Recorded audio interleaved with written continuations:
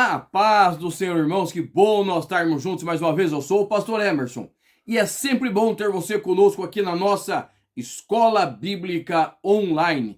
E olha só, nós já estamos na nossa lição de número 3, que nós vamos falar sobre o céu, o destino do cristão, tá?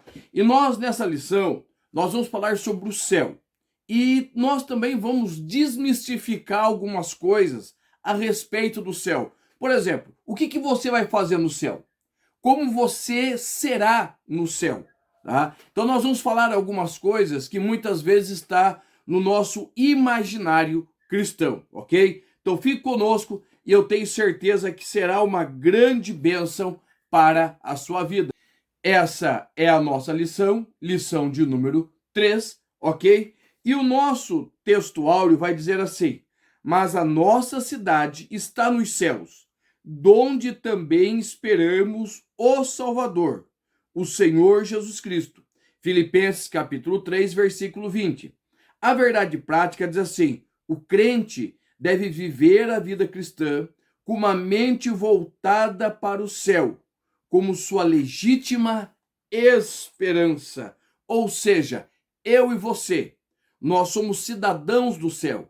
Mas preste atenção, o nosso cabeça está no céu, mas o corpo está na terra. Nós andamos sobre a terra, vislumbrando o céu. E eu quero mostrar para você o nosso PDF aqui, toda semana eu mostro para você, ok? E nesse PDF eu separei algumas visões que outras religiões têm a respeito do céu. O que o judaísmo pensa, o que o hinduísmo pensa, o que o espiritismo pensa do céu, tá? Porque o judaísmo ainda tem uma visão muito parecida com a nossa, né? Nós temos uma visão judaico-cristã, mas algumas diferenças foram surgindo durante a caminhada, principalmente o apóstolo Paulo vai nos trazer algumas revelações do céu que o judaísmo não traz. E as demais religiões?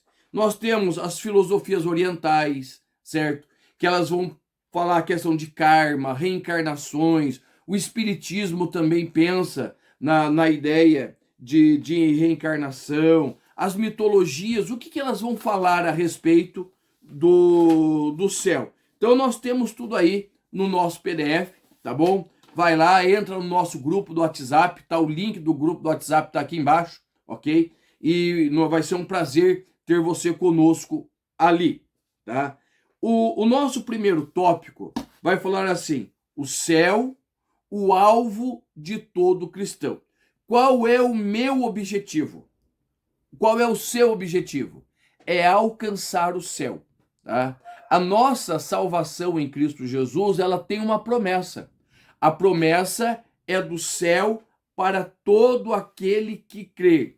E a Bíblia vai deixar bem claro que o que é o céu?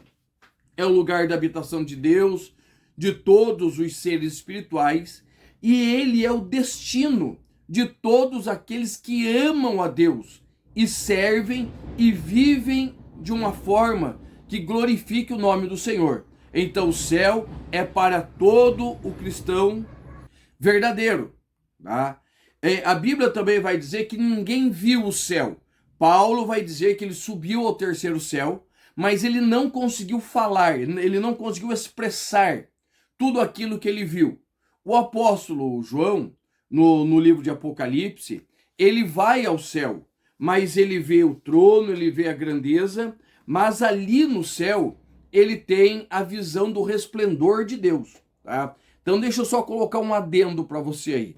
Tem muita gente nesses últimos tempos nossos que está falando de visões do céu. Irmãos, tem gente que já tem passe livre, tanto para o céu quanto para o inferno. E nós precisamos ter isso com muito cuidado. Por quê? Porque além de Paulo e de João, do evangelista João, nós não temos outra referência de pessoas subindo ao céu. Então, irmãos, é muito importante nós compreendermos isso, tá? Que essas ideias, histórias que são contadas sobre o céu, muitas vezes está fora do verdadeiro propósito de Deus, tá? Então, o céu é para todos aqueles que vivem uma vida pautada na fé em Cristo. Mas existe um tempo em que nós nos encontraremos lá. E é isso que nós precisamos ter em mente, tá bom? Outra coisa, no segundo subtópico, o céu conforme o ensinamento de Paulo. O Novo Testamento vai revelar que Paulo foi assunto arrebatado ao terceiro céu, ou seja, ao céu de Deus, ok? E o que é importante você notar ali? Que Paulo ele vai trazer descrições desse céu, ele vai falar como é esse céu, mas ele deixa claro que existe um tempo para nós irmos para lá.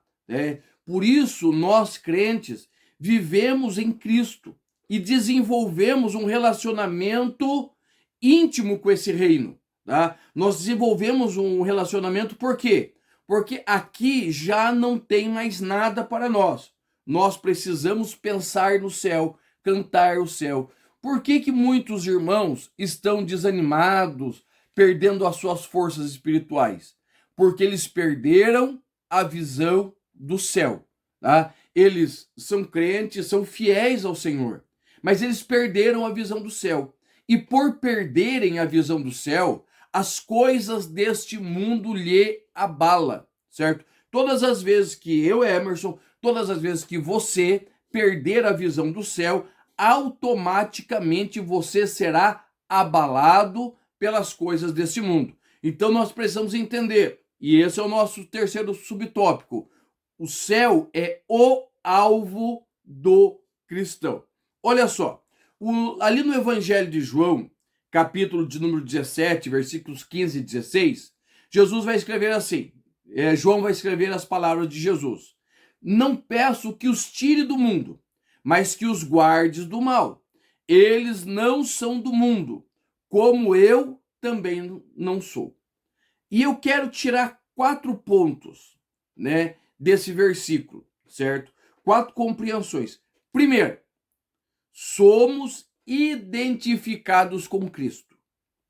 Como assim, irmão Emerson? Sim. Jesus vai dizer assim, ó, eu não sou do mundo e eles também não são. Todo aquele que tomou a decisão de ter Cristo como seu Senhor e Salvador, porque Jesus só é Salvador de quem permite que ele seja Senhor, ele se identifica com Cristo, não é mais desse mundo. Segundo, mesmo sendo salvos, continuamos nesse mundo. Por que nós continuamos nesse mundo, irmão Emerson? Porque nós não somos salvos e vamos direto para o céu. Porque Jesus, ele quer usar a minha vida e ele quer usar a sua vida para alcançar outros para o reino dele. Então é importante que eu me identifique com Cristo e tenha essa plena consciência que eu não sou daqui, eu estou aqui, eu sou peregrino em terra estranha. Tá? Terceiro ponto, o Senhor nos guarda neste mundo. Nós somos identificados com Cristo, nós continuamos nesse mundo, mas nós somos guardados aqui, certo? Passamos dificuldades, lutas, e veja bem, a ideia de guardar é a ideia de proteção. Se esse mundo fosse bom para nós, se esse mundo cuidasse de nós não precisaríamos ser guardados, protegidos. Mas o Senhor nos guarda neste mundo. Por quê? Porque Ele está preparando algo melhor. E por último, quarto ponto que nós entendemos do Evangelho de João, capítulo 17, versículos 15 e 16, que nós estamos nesse mundo, porém, logo seremos tirados daqui, certo? O Senhor nos guarda, o Senhor nos livra, somos identificados com Ele, mas no tempo propício, o Senhor vai nos tirar daqui. A nossa morada não é aqui, tá? Então, dessa forma, nós tiramos essa ideia que o corpo está na terra, o cabeça está no céu. E Hebreus capítulo 12, versículo 11 vai dizer assim, portanto também nós, visto que estamos rodeados de tão grande nuvem de testemunha, lembremos-nos livremos de todo peso e de todo pecado que tão firmemente se apega a nós e corramos com perseverança a carreira que nos está proposta. Preste atenção. O pecado tenta nos segurar, mas nós precisamos nos livrar dele, tá? Livrar a bagagem. Lembra que nós falamos na semana passada que nem pela porta, nem pelo caminho estreito você pode levar a bagagem, certo? Tem que ser deixado tudo para trás. Então nós precisamos abandonar. E Paulo vai usar o termo perseverança.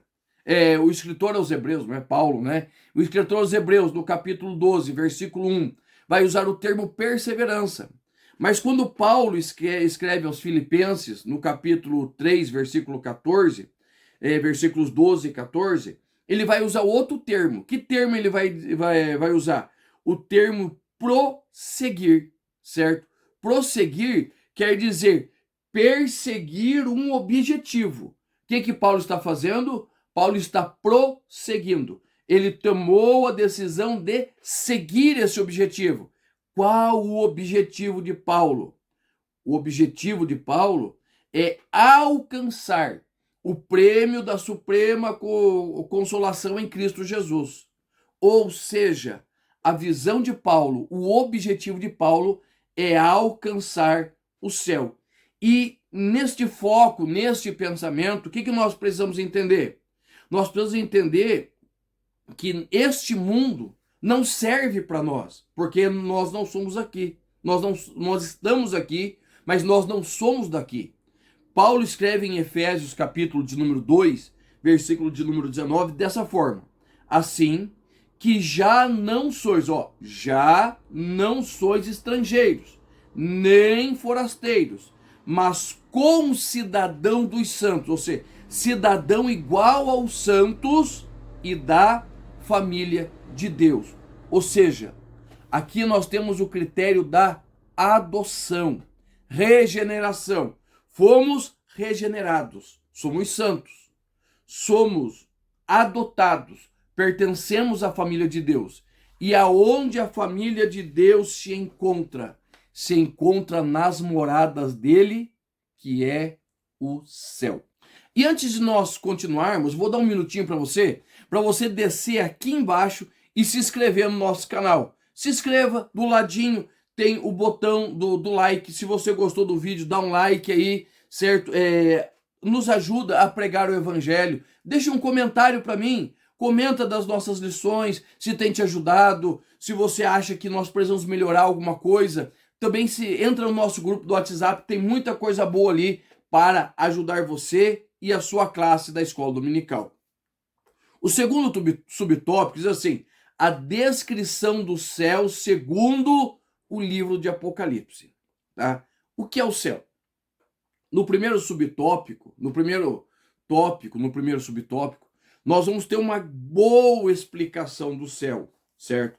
Tanto a palavra hebraica para céu, que é chamarim, tá? Quanto a palavra grega, que é uranos, que fala desse céu mais elevado, né? Nós temos, né, na Bíblia 3 céus. O céu dos homens, que é o que nós vemos, dos pássaros, tá? Nós temos o céu quando nós falamos de universo, de galáxias, e nós temos o terceiro céu, conforme Paulo vai dizer, que é onde o Senhor mora. E é neste céu que nós temos a visão de Apocalipse. Por quê? Quando João, no capítulo 4, ele ouve a voz, sobe para cá, ele sai do primeiro, do segundo céu, e ele vai direto ao terceiro céu. Por quê? Porque o que ele vê ali no capítulo 4, ele vê diretamente o trono de Deus, aonde Deus habita. E qual é a importância disso para nós?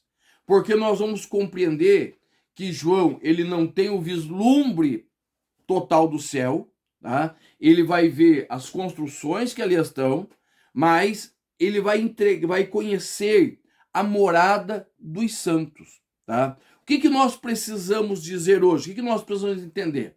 Que o cristão morre, certo? Nós morremos, ok? Tá? Morreu, você não vai ao terceiro céu, você vai ao paraíso. Paraíso é aonde? É onde os santos estão aguardando o arrebatamento da igreja, tá? Nós precisamos compreender que ali no paraíso eles estão aguardando, eles não estão no terceiro céu, estão no paraíso, no lugar de delícias, que eles já estão desfrutando das bênçãos vindouras, mas eles não estão no céu, tá? Eles estão conscientes, esse negócio de sono da alma, ai, ele morreu, mas ele está dormindo no Senhor.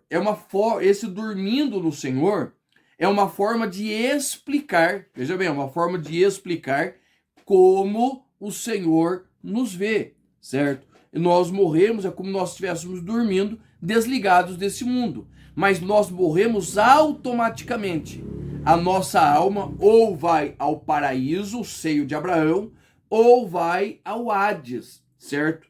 Que não é o inferno, mas é um lugar onde aqueles que morreram sem Cristo estão aguardando o seu último julgamento, que se dará lá no trono branco, já no final de todas as coisas. Então, o que é o céu? O céu é o novo céu, a nova terra. A visão de Apocalipse é a visão desta renovação. Veja bem, nós somos pré-tribulacionistas, pré-milenistas. O que nós cremos? Que Jesus vem antes da grande tribulação e ele vem para inaugurar o milênio. Então, o que nós entendemos? Que todos os santos, né, a igreja, estará com Cristo reinando no milênio. Então será um reinado de 1000 anos. No final de 1000 anos, o Senhor vem para aniquilar a história, destruir Satanás, enviá-lo para o inferno, julgar todos aqueles que não aceitaram a Cristo como seu único e suficiente Salvador. E então virão novos céus e nova terra. O que é isso? É uma nova vida com o Senhor. É uma nova experiência de vida. É um novo tempo na presença do Senhor. Ou seja, é neste momento que o Senhor transforma toda a nossa vida e a nossa existência. E é aí que nós temos contato com a linda cidade, a cidade de Jerusalém, que é o nosso segundo subtópico. Esta cidade de Jerusalém, certo? Ela é a noiva do Cordeiro. Entenda bem, entenda bem o que eu vou te dizer. O céu é espiritual. O nosso Deus, ele é espírito. Então nós estamos vivendo numa áurea espiritual. E quando nós falamos de novo céu, nova terra, ruas de ouro, o Senhor está fazendo algo para que a nossa mente limitada possa compreender o que o Senhor tem para nós. Por que a cidade é linda? Porque as ruas são de ouro, você vai andar sobre ouro? Não. Porque os fundamentos são pedra preciosa? Não. Porque as 12 portas são 12 pérolas gigantescas? Não. Porque a cidade é linda? Porque o Senhor está, olha bem, o Senhor está no meio dela, certo? O Senhor, ele habita. Olha só, nessa Nova Jerusalém não tem templo, porque a adoração é contínua. Tá? Nessa Nova Jerusalém não tem sol, porque a presença do Senhor ilumina tudo. Isto quer dizer que nós estamos entrando numa era espiritual. Nós não estamos falando de ouro como nós conhecemos, nós não estamos falando de pedra preciosa ou riquezas como conhecemos. Nós estamos falando da glória, da presença do Senhor ali, que a presença do Senhor vale mais do que o ouro, a presença do Senhor vale mais que pedras preciosas, a presença do Senhor vale mais do que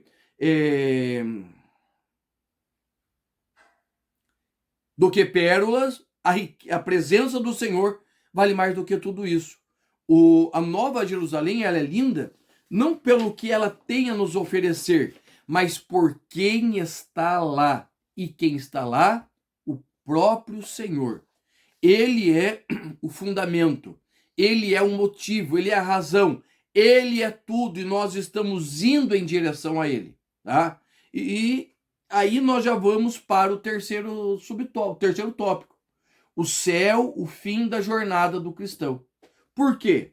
Porque nós estamos passando essas dificuldades aqui. Porque nós estamos sofrendo aqui. Porque esse período é o período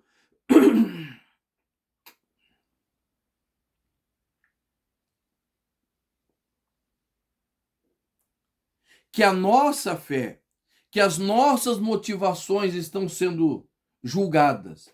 A Bíblia vai dizer que após o arrebatamento não existe mais julgamento para mim, se eu sou salvo ou não.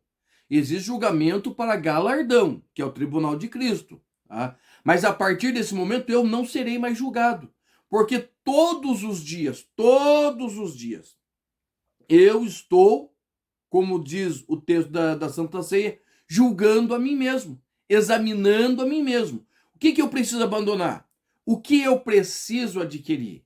E Hebreus capítulo 12, versículo 14, diz assim: sem santidade ninguém verá ao Senhor. Ou seja, desesperadamente, nós precisamos tirar todo o embaraço, tudo aquilo que nos enreda e buscar a presença do Senhor.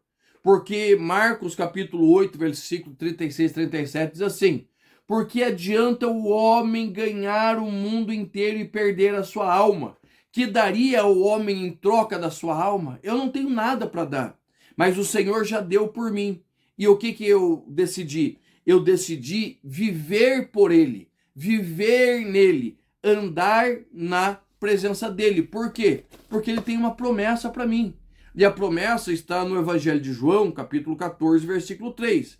E se eu for e vos preparar lugar, virei outra vez e vos levarei para mim mesmo, para que onde eu estiver, estejais vós também. Isso quer dizer que a promessa é real, a promessa é para hoje, a promessa é para agora, mas eu preciso andar neste caminho, eu preciso viver e obedecer esta fé e essa esperança de santificar a minha vida, preparar a minha vida para encontrar ao Senhor. E lá, o nosso segundo tópico vai dizer assim: as lágrimas cessarão. Tá? Uma das coisas mais difíceis que nós temos aqui é a morte. No céu não tem morte. As enfermidades, no céu não tem enfermidade. As preocupações, no céu não existe preocupação. Por quê? Porque o Senhor é tudo para todos.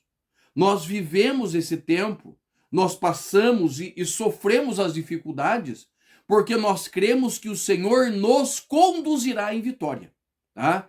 Então, o céu, e esse é o terceiro subtópico, é o céu como repouso eterno.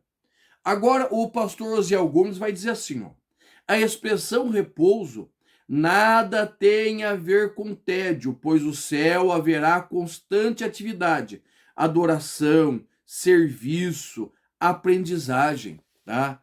E nós temos um imaginário dentro das nossas igrejas que quando nós formos arrebatados, cada um vai ter a sua nuvem particular, vai ter uma harpinha, né? Assim, como a gente vê, e a gente vai passar o dia inteiro tocando harpa e cantando. A hora que você cansar, você vai lá, pega uma uvinha, pega um cálice de suco de uva e toma, e você vai descansar eternamente. Irmãos, nada a ver. O lugar, o céu, é um lugar de serviço para o reino. E eu elenquei aqui 7 trabalhos que nós iremos fazer no reino. Primeiro, louvar. Apocalipse capítulo 5, versículos 9 e 10. Nós vamos louvar ao Senhor constantemente. Segundo serviço, adoração. Louvar é uma coisa, louvar é cantar. Adorar é render graças. Você vê que os 24 anciãos, eles adoram o Senhor, eles se prostram diante do Senhor, se reverenciam, eles se rasgam na presença do Senhor. Então, primeiro você vai louvar, você vai cantar.